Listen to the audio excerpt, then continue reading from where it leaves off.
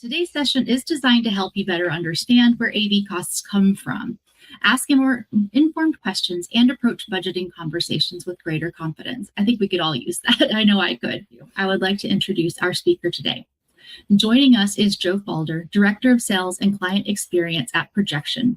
Joe works closely with associations and event organizers to create engaging attendee experiences. And most recently, Joe was part of the Projection team that was recognized with the Event Techs Award. Make sure I say that right. Event Techs Award for the innovative use of audiovisual technology at the American Academy of Pediatrics annual meeting. So Joe really brings a unique perspective to us today. He blends creative event design and practical budget management, which makes him the perfect guide for today's discussion. Please join me in giving Joe a warm welcome, and I'll hand it over to you. Thanks, Amanda. Thank you. Thanks for having me. Thanks, Cadmium. I really appreciate the stage today, the virtual stage. Yeah, I hope you're all ready for some invigorating conversation around audiovisual costs, specifically a deep dive into how to read an audiovisual invoice, an estimate, and what to look for when comparing audiovisual estimates. Just a little bit about myself and what gives me any sort of legitimacy to talk on this area. I have been in the AV industry really in some way since 2001, worked for Projection full-time since 2010 and have played many different roles. At the beginning of my career, I was a technician as a freelancer before joining Projection. I've worked as an account manager, a director in one of our properties. I got into producing and technical directing, so I've spent a lot of time in general sessions. I went into sales and then took a hiatus from sales and grew our creative services division, which was a lot of fun, and got strong-armed back into sales. Today I run the sales department for Projection. All right, let's do this. You'll have to forgive me because today's presentation is very left brain oriented.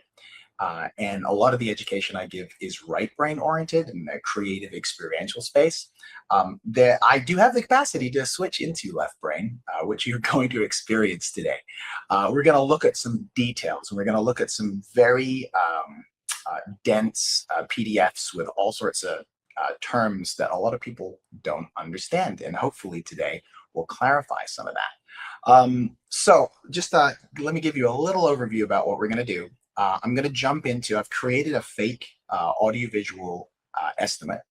It's 30 pages long, and I'm going to go through it with you on a very high level, what to look for initially. After that, I'm going to go through 4 different areas in that invoice that can dramatically impact costs. So we'll look at those 4 different areas and look at some strategic insights around those and help you formulate questions to ask your audiovisual partner. Then we'll look at why do often pre-show estimates differ so greatly from your final invoice. I think many people have been in that situation before where you had an estimate for X amount, show is done, and you got a bill for more, which is no bueno in our world. So why does that happen? How can we avoid making that happen? And then I'll end with some kind of tips and tricks and takeaways. Please ask questions as we go. Amanda is manning the chat and manning the Q&A. So please, I'll stop after every section and ask if anybody has any questions. Yeah, so let's get into it. I have created an awesome event. I have built this event based on sort of a high-end association event. Let's say I've got a general session, as you can see here, a wide screen with some scenic and some interesting portrait screens. I have done 6 education sessions, 4 of which are presentation-based and the other 2 are panel-based. I have done some creative in the estimate. I've done some trucking and a lot of labor. So without further ado, I'm going to switch into analysis mode. And bear with me, the fun stuff comes after this. So I'm going to spend about 5 to 10 minutes going over very high level this fake AV invoice estimate for you. So let me bring it up on my screen here. Here we go. Okay, so first thing you're going to see is a summary page, right? And this is going to be, for some of you, this will be old information. I promise you there's a little bit for everybody. There's a little bit for the junior planner in here, and there's a little bit for the seasoned association planner meeting exec. So have a look here. The first thing you see is that we're split into these 4 areas, 5 areas, pardon me. General session, education rooms, education room capture and recording, digital signage, and then travel and trucking. You can see there's a rental charge for each one of those areas. There's a sales charge, which is different than rental. There's a discount, the amount that's being discounted. There's labor. And then there's delivery miscellaneous, tax, of which we'll talk about in a minute, but we have 0 on this particular event. And then your totals, right? Pretty self-explanatory, right? Then the big number that none of us like at the end. Okay, so this is sort of a high-end, mid-size association event. I'm going to skip into the general session, right? What you're going to see, at least in a projection estimate, and we'll talk a little bit about how different companies display things in different ways, just to make it more confusing for you. Isn't that fun? No, everybody has a different invoicing, different billing software. They build quotes in different software, so things get displayed differently. Ultimately, they're all showing the same thing, but in slightly different ways. Okay, so first, very important, when does the event start? Up here in the top. When does the event end? Where is it? This is going to be important when we start talking about labor. This is the general session. Right here, you can see that there is a 40% discount applied to all of the equipment. And there's a 3-day rental charge. Let's just have a look really quickly. The event starts on the 24th, ends on the 26th. Okay. So we're charging for the amount of days that the equipment is used. Okay, keep that in the back of your mind for a minute. Okay, I'm going to skip through this because this is pretty dense. And what you're going to see in an invoice is it's split up into sets. So different areas of your general session. You've got your video screens and projection. You've got your video switcher, router, all the things that go along with that. We've got your video graphics and playback. And just a point of clarification, I'm not going to get deep into what each one of these line items means, although I will talk about why it's important to have that conversation with your partner, because I think every partner should take you through an invoice and explain absolutely everything on here. That should be part of the engagement with our meeting clients. Video main server. Cameras, you need cameras to get images up on the screen, cameras to record. Got your engineering of those cameras. Confidence monitors, we've got 2 55-inch 4K monitors downstage. Video cables and accessories. Streaming, we've got a system of which to mix a separate show for streaming. Audio, we've got a good amount of PA for the room, podium mics. Again, I'm going to go through this relatively quickly and we'll get to the good stuff. Audio comms, that's a system for technicians to communicate to each other behind the scenes. And there's a number, how many you've got there, that's really important. Cables and accessories, lighting. This is a general session lighting package. This is kind of a standard one for us. But it's got all sorts of moving fixtures, things to uplight the drape, et cetera, et cetera. Power, you're going to need power to get power from your equipment to the main power service that's provided by the facility or the general service contractor. Scenic, we've got drape. I've also put these atomic panels, which you saw when I shared the rendering. Accessories. Okay, so dense. There's a lot to process here, and just bear with me. Then we get into labor. And I'm going to stop before we get into labor because I wanted to make one quick point about how some companies might display versus others. So if you look at our invoice, it's pretty clear that, okay, this is the equipment for a set amount of days. There are some companies that display things differently, and they'll actually give you a set estimate for every day of the show. So day one, they'll display the equipment and the labor for day one. Day two, they'll display the equipment and labor for day two. This can be really confusing when you're trying to compare an estimate from, let's say, Projection that does it this way, and an estimate from somebody else who might do everything on a per day basis. Again, I know it's a lot for planners to have to understand and navigate, and I do agree that there should be some convention at some point where we all say, let's do this exactly the same way and make it easier for everyone, but that is a subject for another webinar. I do want to point out these accessories.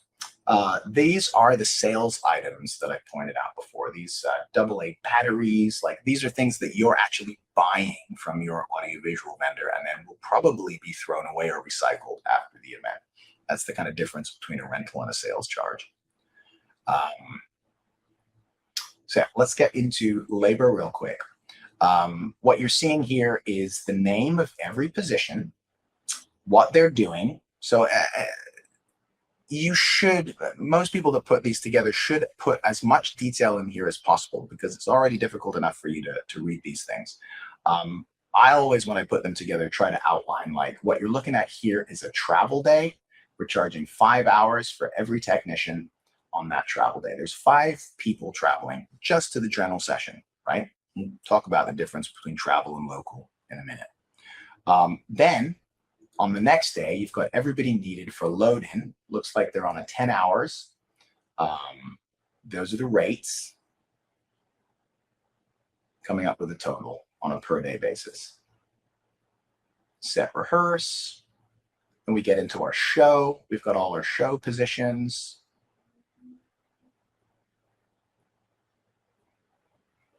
Saturday, Sunday.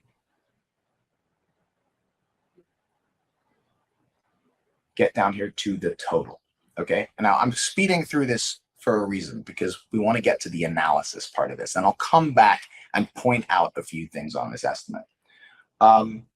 I think I've spoken enough about how it's structured because the rest of this is very similar. We're going to get into the education rooms, education room 1, also 3 days, the line item pricing, the discount. Okay. So let's go back to the slide deck for a second. Before I move out of the estimate world, and I will come back to highlight a few things. Does anybody have any like overarching questions about how an invoice is put together, you know, why it's 34 pages long, why do we need this much equipment? Like, I'm happy to answer any of that if that's of interest to you today. What I like to get to is the strategic analysis of these things, because I'm going to try to give you like 4 or 5 things to look at, which make a big difference. But please, Amanda's standing by for questions if you have anything. Okay, so let's head back to the slides. Back to our general session. Okay. Now, before we get into the analysis, I just showed you everything that is included in an audiovisual estimate. It's very important to be aware of what's not included. And all of these are charges that are can be related to the audiovisual service. So internet, most of the time, unless you're using in-house that also provides internet is not provided in your preliminary audiovisual quote. Power. Power often comes from the house or the general service contractor in a convention center, not included. Rigging, big cost if you're hanging anything in the air, and it's not usually provided by the audiovisual provider unless that audiovisual provider you're using is also the in-house partner that has a contract to provide rigging. But very important, because one of those big questions is, can you give me an estimate on the rigging cost when we're in budgeting, like a year out? Right? Really important to be able to do that. Union labor, when it's billed directly to the client. Philadelphia is a great example of this. If you're doing a show at the Philadelphia Convention Center, your labor will get billed directly to you through the facility, and it will not be included on the audiovisual invoice. Philadelphia is a unique situation, but it's something to be aware of. Most of the time, your audiovisual provider will have a contract with the union and pass all that labor through to you. but it could be provided by someone else. Teamster labor sometimes comes through the audiovisual provider. Most of the time, especially on a convention center show, it's coming through the general service contractor, right? So this is another thing. We need Teamsters. Most docks are union to help us unload our trucks, right? So these are things to be aware of that are pluses on top of your AV estimate. Any built-in specialty house equipment. There's a lot of centers actually have amphitheaters or theaters in them that have equipment in them, and they will rent that equipment directly to you, and it will be managed by your audiovisual provider. House sound and patch fees. These things are also not typically, unless you're using the in-house provider, included in an audiovisual estimate. So really important to be aware of those things. Now, the fun stuff. Okay, so how do you review? Where can you get the biggest bang for your buck? We're all really busy people, and going through a 34-page document and understanding all of those line items can be really daunting. So here are 4, and I'll go into each in detail, big places where if you're comparing an estimate from one company to another audiovisual company, these are the things you want to look at to see how they're doing things, right? To get a good apples to apples comparison. Equipment pricing structure. This is how they discount the equipment. Labor and labor assumptions. So really a lot of this depends on the information you give your AV partner. But if you don't give them a schedule of events, if you don't give them the start and end time in as much detail as possible, or even as how much lunch break there might be, especially in a union city, this is where things can get complicated. So the more information you can give around labor and what the program is going to be, the more accurate estimate you're going to get from multiple people, multiple different audiovisual providers. Venue requirements, logistic considerations, and then attendee experience expectations. So let's delve into each one in a bit of detail. Let's look at equipment pricing structure. Okay, so every company charges slightly different rates. It's similar for different pieces of equipment. One company might charge you $1,000 for a projector. Another company might charge you $700 for that same projector, right? That's the first thing you're looking at is line item pricing. And I know that, actually, I think there's some people attending the webinar today that I was on a call with earlier today who we submitted an estimate for. They did this really great thing during their RFP process where they took all of the equipment that they've used in the past and they put it into a spreadsheet. And they said, we want every single provider to fill out what your price is for each one of these pieces of equipment. And they could put them next to each other and make their first decision, like, projections pricing is a little better than so-and-so's pricing, or projections a little more expensive. That's your first comparison, right? However, everybody discounts slightly differently. So the amount of days charged for your equipment is really important. So when I was putting this estimate together, I said the breakout rooms are actually 4 days long, where the general session is 3 days long. So if you sent that out to your provider, they would put depending on how they structure their pricing, they would give you an estimate either 4 days or 3 days for your education rooms. So I'm going to bring up the estimate again that I showed you earlier, and I'm gonna put the education rooms. I've got 2 different versions of the education rooms in that estimate. One with a 3-day equipment charge, and one with a 4-day equipment charge, but both with a 40% discount. This makes a big difference because everybody will discount things differently. So let me bring those back up. Got this. So that's our education room 1. This is so on the left, you've got our education rooms for this fake event at a 3-day 40% rate. On the right, you've got our education rooms at a 4-day 40% rate. Okay, you can already see in the line item pricing that on the left, your screen charge for the week is $810, and on the right is $1,080. Apply that to all the equipment, and it's going to make some substantial difference.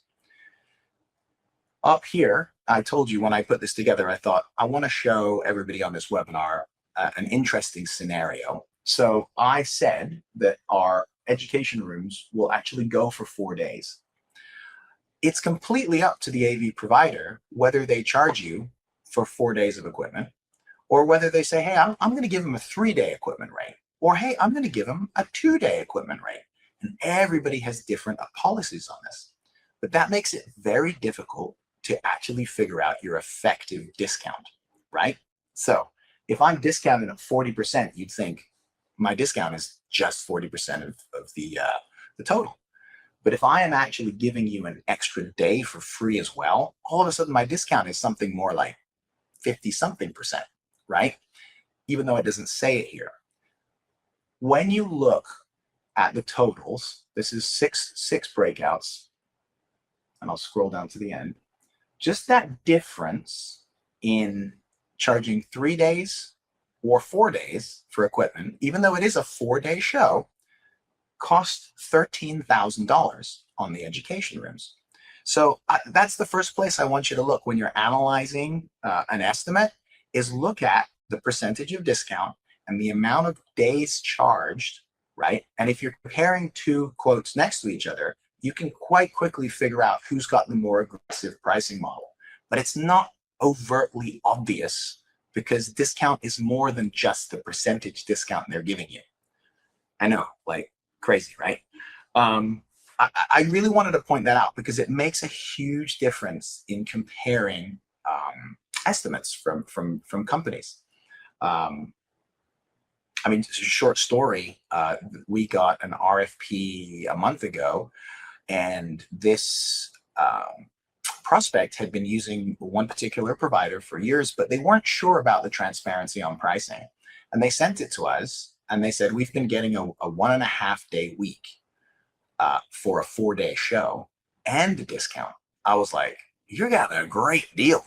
But it wasn't overtly obvious to them because they were using this provider forever. So it's a really, really big consideration here. Okay, so that's your, back to the slides. Reviewing line item pricing, days charge, and equipment discount, right? Really, really important. The last thing on equipment, which is a really easy look, is all the equipment discounted? So you're looking, you're going through your invoice and you see discount, yes, discount, yes, discount, yes. And then all of a sudden you see a line item that has discount at 0%. Why? That is a major thing to ask when you receive an invoice, an estimate. Email back and say, I noticed X line item, and X line item is not discounted. Can you explain why? Most often, the reason is, and I know the way we do it, if it's a piece of equipment or scenic, and scenic is a huge thing, that we don't own in our inventory and we are renting it from somebody else, we don't apply a discount to it, right? It's a big thing.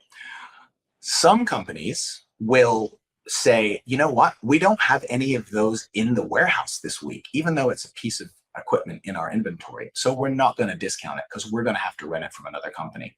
That's where you have to really dig in and look at whether that's something you want to pursue or not, right? I know for sure that if you have a contract with us specifically, we are honoring your discount through and through, whether we have to go and procure that from somewhere else if it's an item in our inventory. But that's another really, really important place, is look all the way down those line items and see what's discounted and what's not. In the example I gave you, the only thing I did not discount was the scenic. And that is a very, very particular thing. We own some scenic at our company, but there's all sorts of stuff that, I mean, much bigger options at scenic houses. And it's difficult to discount that if we're actually renting it for you. So that's another really, really important point. Okay, I'm going to jump into the second piece, which is how to review labor. Okay. All right. I will say too, I'm going to share these slides and they will be available on the Cadmium Spark site. As I was going through these, I thought it was quite useful just to say this out to all of you. Every one of these bullet points can easily be turned into a question that you ask the audiovisual provider providing you an estimate. For example, I'm going to talk about how a company's labor billing policy is really important. If you don't understand the billing policy, can you explain what your labor billing policy is, right? These literally, you could take these and turn them into questions when going back and forth over an estimate. Labor billing policy. You may have noticed in that general session estimate that I brought up that everybody was charged at a 10-hour day rate. That is typically our policy. We will charge, if we're not in a union city, 10 hours of regular time. And once you go over 10 hours, we will charge you overtime. And once you go over 14 hours, we will charge you double time, right? And this is pretty standard labor policy. Some companies have a policy where they charge you 8 hours of regular time. And once you hit 8, then you go into overtime. And then once you hit 12, you go into double time. This can vary your estimate greatly. Also, there's often labor policies on weekends. Like if you're working on a Saturday or a Sunday, it will be overtime, whether it's a union city or not. It's all down to what the labor policy is of the company that is bidding on your event. It's a really important question to ask. I will say that for a long time, the Projection National Division did actually bill on an 8-hour rate, but we found it to be not as competitive, and it was better for our clients to move to a 10-hour. So we've done that over the last few years. Getting into overtime earlier can really skyrocket the bill. Now, you don't have control of this if you're in a union facility. In a union facility, such as San Diego Convention Center, McCormick Place in Chicago, there are requirements for you to use certain labor because the union has a contract with the building, and then you're beholden to those terms. And there are all sorts of ins and outs, meal penalties if techs don't get an hour walk away lunch, and it all depends on the city. But that is when, what is your company's labor policy? What is the labor policy of the city in which we are working? That is really, really important. Okay. So, and this is a lot of information. We could probably, Amanda, we probably could have made this like a 3-hour webinar. I'm going to get through this, though, I promise. The next thing is, how have you built the labor in my estimate? I see you're using in-room operators some places, and some places you're using floating technicians. Why? Right? Understanding the ins and outs of that is really important. If I go back to my education rooms comparison, and I go to my labor, education rooms, okay. So what I did for this, if we look at one of the education rooms, let's look at education room 4. This is a screen, a projector, a laptop, a confidence monitor, some audio speakers, one podium mic. It has some table mics, right? I deemed that this room, because we're using presentation management in this room, I deemed that it doesn't need a technician. You can leave 4 wired mics on at a moderate volume in a room. All the presentations are launched from the interface at, nobody's loading presentations, so it's really easy for the presenter. So I said, let's staff this. Like, there's 4 rooms. Let's have 2 technicians that float those 4 rooms and check in every time the session turns, right? One person can manage 2 rooms. So instead of putting a tech in every room, it saved 50% of the labor. I just made that decision because I made this up. If you are really specific about how you want your event staffed, you can say that in your request for proposal. Or you should have a conversation with your provider about how and why they've staffed it. If I were to send this and nobody had given me labor specifications, I would, in my email, I would have said, hey, I just want you to know that for the 4 education rooms, I've provided 2 floaters. I think it's adequate, and the customer service is going to be pretty good. In your 2 panel education rooms, where you have 4 wireless microphones, uh, where are my wireless microphones? Yep. Wireless microphones that require putting on and putting off and managing typically require an operator. So there's 2 rooms that are panels of 4 all day. I would recommend having an operator in there. So that's really just to give you some of the thinking behind how we're staffing. So in-room versus floating technicians. This is a question you can ask when you receive your estimate. Again, travel tech versus local tech. I said when I reviewed the general session estimate at the beginning that we were going to travel 5 people for the general session.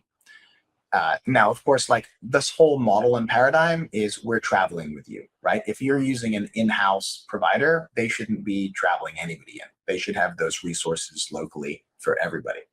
And every traveling company like Projection that travels with our clients or Encore or whoever it is, also should have local relationships. This is a conversation you need to have with your provider, in that, we would recommend for a high-end general session that you travel in your project manager, you travel in your show caller, the guy who's directing the show, you travel in your A1, you travel in your lead video technician, and you travel in your lead lighting technician. The rest of the labor for this particular made-up client can be sourced locally. This can vary greatly depending on the city and the resources and the needs of the client. So understanding who's traveling, who's not traveling, and are there any more costs associated with that, really important.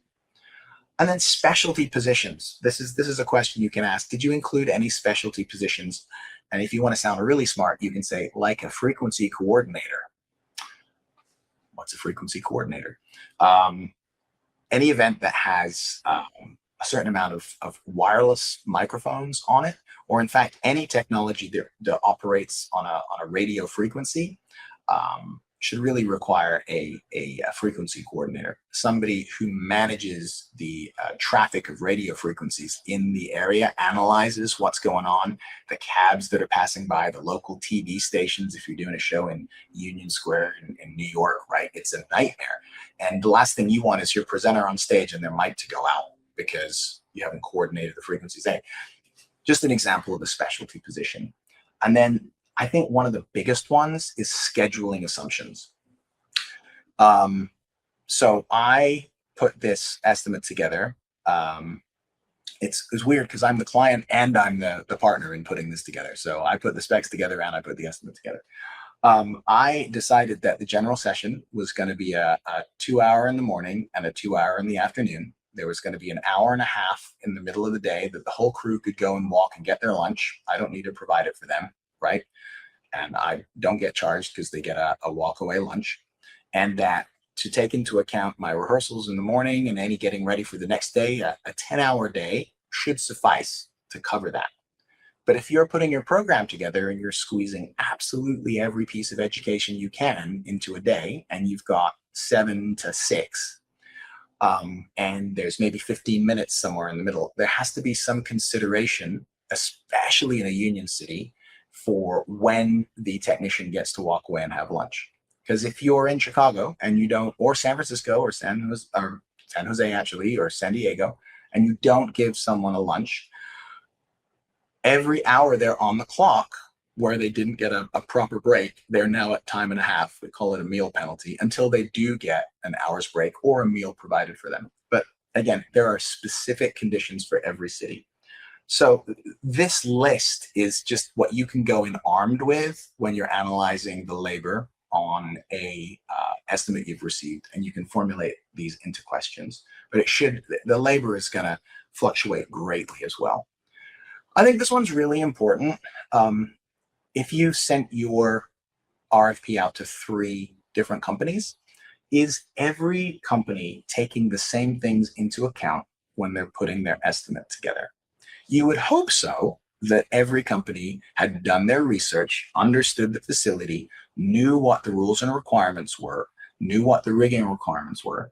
But as a sales professional, I will say that if you do put something together that is absolutely foolproof, soup to nuts, you've got every single cost in there, you are going to come out higher than somebody else from a cost perspective, right?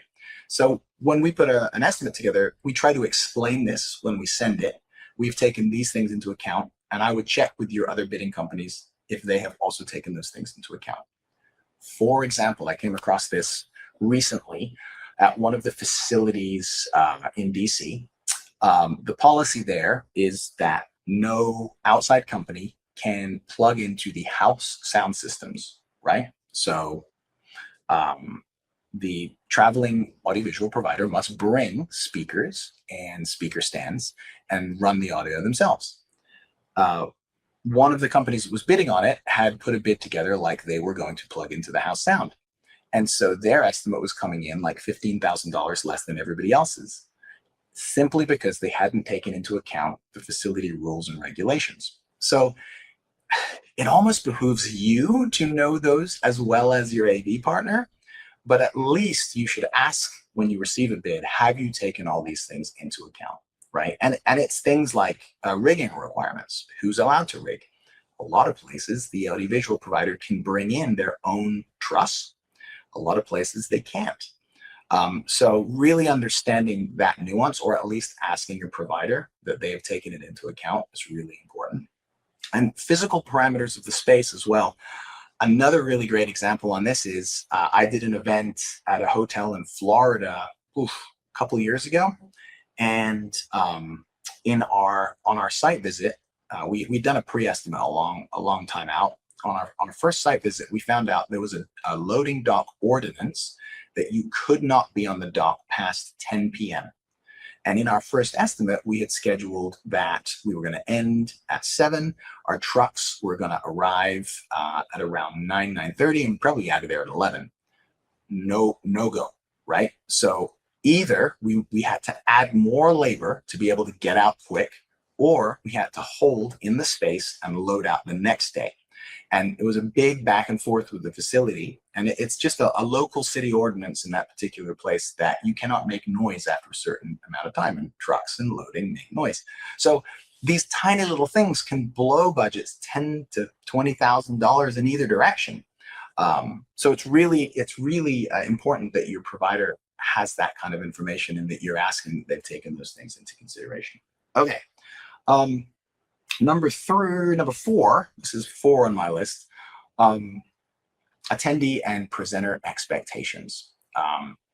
This one's a good one to talk about because every client I've ever worked with has different expectations around how much time they need for rehearsals, for example.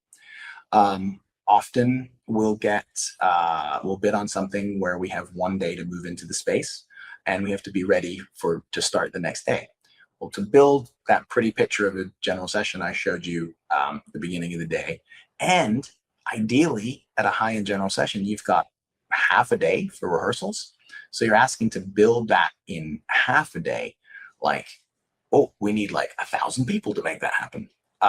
So understanding what your expectations are around rehearsal time, or if somebody's put something together, asking, have you accounted for the fact that we want to be ready a full 12 hours or 24 hours before our doors open so we can rehearse with executives? And, really, really important. Staffing as well. I talked about this earlier, but we have some customers where we will provide one floating technician for 4 rooms. And they know that when those rooms turn all at the same time, there might be one room that technician doesn't get to. And there's a presenter that maybe has to figure it out themselves. And they're willing to take that risk because it's a budget consideration. But we've had that conversation early in the planning. Backups. Is your expectation that, if the projector goes out, your show stops? Absolutely not. Has your provider planned to have a backup projector at all VIP events for every projector? Do they have backup microphones? Do they have a backup plan for really literally anything that could go wrong? It's a really important question. And is it reflected in the estimate?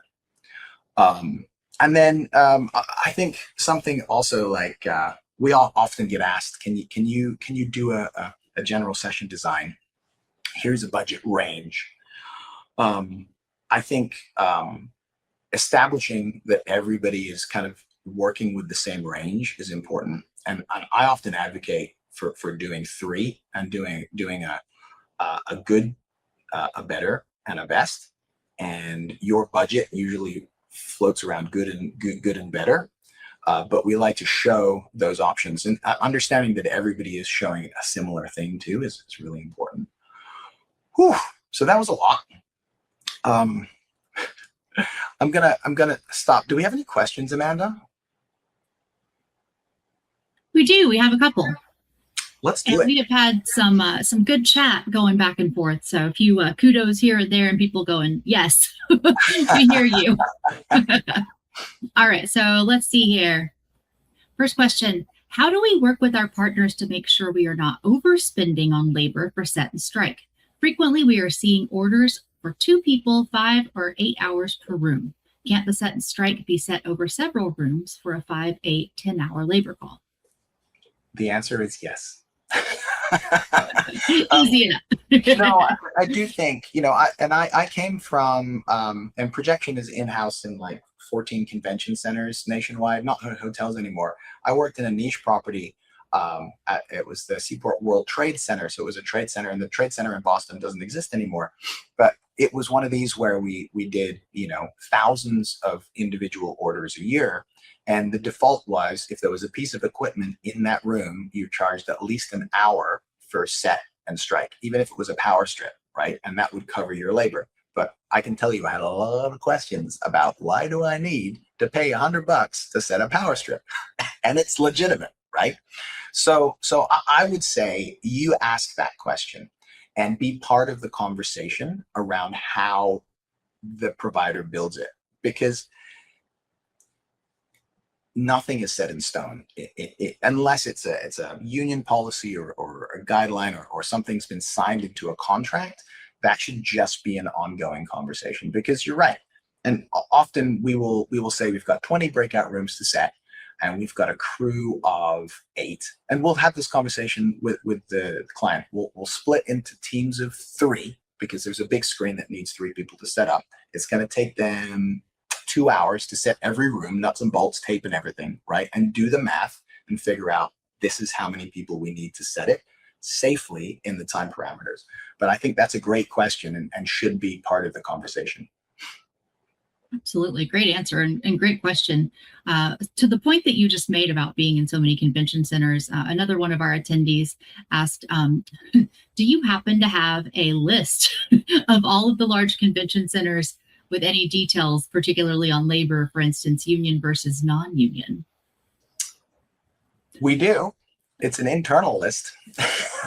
And you've just given me a great idea for our marketing department to put behind a contact wall. Get your facility information here. I think that's a great idea, actually. Yes, we have internal. I mean, because we travel and we've probably been to every venue in the US, we have copious notes on what is required at each facility. We have it readily available for the 14 facilities that we're in-house in, and we'd be happy to share that after this. But I love that idea, and I think it's a good marketing initiative for us. So, Kelsey, I know you're on this today. We'll talk about this after. Maybe we'll put it Kelsey, you're up. That's an awesome idea. I look forward to finding out when that's available. Okay, we've got one more question, and we still have time for a few more. So if anyone has a question, feel free to pop it in the chat. All right, sorry, Amanda, just before go ahead, I do have a couple more things that I think would be fun to go into, but I wanted to make sure we hear from everybody, because I know that I talk far too much for the time that I'm given. I can relate. All right, well, I'll ask one more question, and then if we get any more, I'll pop those in and let you continue. So this one is, how would your budgeting recommendations differ for a small annual meeting with, say, 200 to 500 versus a really large conference with multiple concurrent sessions? Oh, could you say that one more time? Absolutely. How would your budgeting recommendations differ for a small annual meeting, say 200 to 500 attendees, versus a large conference with multiple concurrent sessions? Yeah, God, that's a great question. Right. Yeah. So I think I honestly like the amount of, for me, it's all communication, right? Like I think for a smaller event is gonna have slightly different needs, slightly different budget requirements than a larger event. And I think for smaller events, for the 200 to 500 realm, I think it's more worth, and depending on who you are as well, because there are small events that do spend a lot of money, right? And I'm doing the assumption right now that my smaller event might have a smaller budget than my big event, right? So really, I think it's just out, like, if you can clearly outline expectations for the smaller event and then work with your provider to look at where are the efficiencies or where are the savings. Like throw out one idea. There's this new piece of technology that we released like 6 years ago, that really caught on with a lot of our clients. We call it the help button. And like a lot of smaller events might have like a ton of committee rooms, right? Let's say you've got 6 committee rooms and you don't want a technician in there and it's too expensive to pay for a floater for all of those, right? You put a button on the table, but when somebody presses, said person gets text message that says room 202 needs help, right? All of a sudden that person who's manning the storeroom can also become your floating tech person, right? So just looking for efficiencies like that, I think, for the smaller event. What else do you have that button for beyond AV? Okay. We do have a couple more questions coming in if you want to touch on those. Okay. All right. I'll give them to you. The next one is, do you have any recommendations for getting the quote for rigging from the hotels in-house if you're planning to use an external AV company? Yeah, God, so this is not, it's not an in-house bashing answer because projection is in-house and has rigging contracts at some. So let me just preface my answer with this. The truth is that it's hard to get responses often when you're in your budget cycle. Could be 12 months out, a year out, and you want accurate costs, right? Do I have tips and tricks? I mean, getting the facility involved, however, part of our process, I talked about this morning actually with a prospect. There's 2 phases to my rigging quote. One is my budgeting phase, and one is this is what I need for actual execution of the event. My budgeting phase, honestly, if your provider has experience in that facility, they can take a rigging estimate that they got for someone else, and they can break it down into what you require, like ballpark in budgeting phase. Like, we know we're going to need a front truss, a back truss, and at least 4 audio hangs. You can look at your old invoice from other customer and say, that's what the points cost. This is what the labor costs, around about the same truss and motors with it around about the same. I'm going to tell you within a $5,000 margin that this is what your rigging is going to be. And I think your partner, if they have experience in that facility and have worked with that in-house provider before, should be able to do an estimate for you, even without getting that in-house provider involved in the budgeting phase.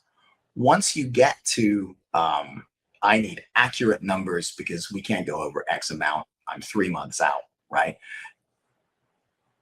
I hope you're not having trouble getting answers back at 3 months out or 4 months out, because really that should just be a confirmation of what your partner has kind of put together for you already. And like, oh, like we were off by $1,000, or, oh, this is, which shouldn't be as big a deal. I don't know. Did that answer the question? I think so. It made sense to me, and I think definitely spoke to what I think the heart was getting there. But certainly, if any of our attendees want to tag on to that, feel free to. I got one more question for you right now, Joe, and then I'll turn it back over to you for some final thoughts. All right. Where are the largest cost savings in a bid, and what areas can we cut to get better deals? God, that's a really great question. Largest cost saving areas in a bid. So those four things I talked about, right? Namely your equipment and labor, of course, like are really, really important. I think, okay, two-part answer. If you can if you can really outline your expectations and support, you can get a much more accurate labor estimate. And I think what happens often is that there's so much assumed information that your audiovisual provider or partner is going to provide a higher estimate for you because they're covering themselves. Like, and rightly so, they don't have detailed information, right? So they're saying, I'm going to sandbag this a little bit, right? But if that doesn't get ironed out, you might end up paying that sandbag number, right? If that communication doesn't happen like regularly. So the first part is just communication to iron out what the expectations are in labor support. The other thing is everything is negotiable. Like, and I say this all the time, but I will be open about the fact that if you have a show that is in January right now, like we have capacity in January that we don't have in October. So just speaking on projections behalf, we would be much more willing to do a much deeper equipment discount than for an October event. And I think asking those questions this is funny. I grew up in Europe, in Portugal, and like everything was negotiable always. Like if you showed up to the bank counter and you didn't have the right form to open your account, you could be like, hey, come on. I mean, I'm here, you're here. Can we just do it? And I'd be like, yeah, okay, I like you. Right? What? That doesn't happen here. So I often approach every business interaction like that. I think you just ask, because a lot of the times when you ask, you get it. Yeah. That's a great answer. And I will reiterate that in my own experience, but also in other webinars that we've actually done, including some AV supplier information and sort of that background tips and tricks. That is always the common denominator, is just communicate a lot as you're starting to order and place the plans. Communication is the key. Yeah, absolutely. I mean, that's probably the case with everything, right? But it definitely sounds like it's a very important key to successful audiovisual partnership. Well, I will turn it back over to you, Joe, just for a moment, if you would like to make a couple closing remarks, and then I'll close this right out here in just a moment. So Amanda, actually, just in some of those questions, it reminded me, we talked about that piece of collateral that we have that is how to write an effective AV RFP. If you want to share the link to that, and we can share it in the slides too, it's like the short ebook, and it outlines a lot of the things to think about. Also, like if you have a trusted provider and you have to go out to bid because it's in your bylaws, have your provider write the RFP with you. I can't tell you how many RFPs I've helped write, because there's so many things in a long-term relationship that you're giving away, but it's not written down anywhere. And you're not going to get an apples to apples unless you include your provider. And I think most providers will be happy to help you write your RFP. Like that's a big one. Okay, yeah, slides back up. 5 minutes. I did want to just touch on this, and I don't have to go deep into it, but this is a big pain point, and I hear this a lot when we're talking to new customers or prospects, is that my invoice is always more than my pre-show estimate. And there's various reasons. Like the specs that you do your pre-show invoice on aren't the final specs, right? That's kind of obvious. Scope of work changes. There's added rehearsals, extended hours, like venue conditions, and then program changes, right? I think it's really important in an engagement to iron out right from the beginning, when changes are made on the client side or on the partner side, how that communication happens. What is the flow? Do you have change orders on site that need to be signed? Do you have a conversation every day at 4 o'clock with your audiovisual team to talk about things that changed that day, things that might change for tomorrow, get numbers in real time? If that communication happens, throughout the show, which is hard to do. Like the surprises aren't surprises anymore. And, when I produce a general session, me and the production manager, we go in and we say, what does it cost our client if the whole crew goes into an hour of overtime? And we have that in our back pocket.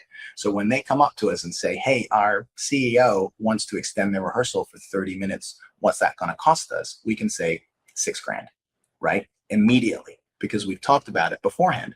And then they go, no bueno, CEO. And they go and say, hey, it's going to cost this much money. We'd rather we just wrap it up now. Or, okay, you're signing off on that. So like having those tools for communication ironed out, spelled out before, I think is a huge way to avoid this kind of crazy surprise. Okay, this is more of a review of what I said, but I really want to leave you with the last slide in the last 3 minutes. We talked about the big four: effective equipment discount, look at labor structure. Has every bidding company taken venue specifics into account? And are your expectations clearly laid out for things like programming and rehearsals?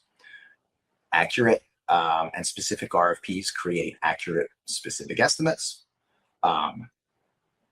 Accurate specs avoid surprises. Best relationships revolve around transparency through and through, right? That's my sum up. And then no need to write these down, but I think these are really interesting points because the slides will be shared. I think red flags is if you go through an estimate and it's a relatively large event and there is not a single hour of OT anywhere, that's a red flag that maybe they haven't looked into the labor, because there's always somewhere, right? Fees and service charges, that's the first thing that I look at. And what is it? Why? What is the fee? What is the service charge? To me, that's your prime negotiable. I don't understand what those are or why they're even on invoices. If there's no backup equipment listed, that's a problem. And then extra equipment on your estimate you didn't ask for in your specs, right? And one of my best client relationships for years, we would get our annual meeting 150-page estimate and spend a day going through every line item. So they understood that's in a package, right? The audio console also includes the cable, the router, those things are just part of the pack, So understanding is important, but a lot of the times things can get hidden there that you weren't expecting. So having the provider talk through it is really important. A good rule of thumb is equipment and labor are usually 50-50. It used to be 60-40, 60 equipment, 40 labor. Labor has gotten so expensive. So if you see something out of whack where your labor is more than 50% of the equipment charge, or the other way around, something is probably out of whack with how it's put together. Outline your labor plan lunch breaks, and before signing a venue contract, if you have a preferred provider, get them to review it with you. We often have insight and knowledge that you might not be looking for. Of course, now Claude and ChatGPT are wonderful to help with that too. But instead of going, this is what we signed, bring the provider in early. And that's what I got for you today. I hope that was helpful and educational. Again, this could have been 3 hours. I can see how 3 hours would still probably only scratch the surface, but you did a really good job packing it in. Joe, thank you once more for being here with us. Thank you for sharing all of your insights and so much really great information on making sure we understand how the whole process works and how to make it better for us. So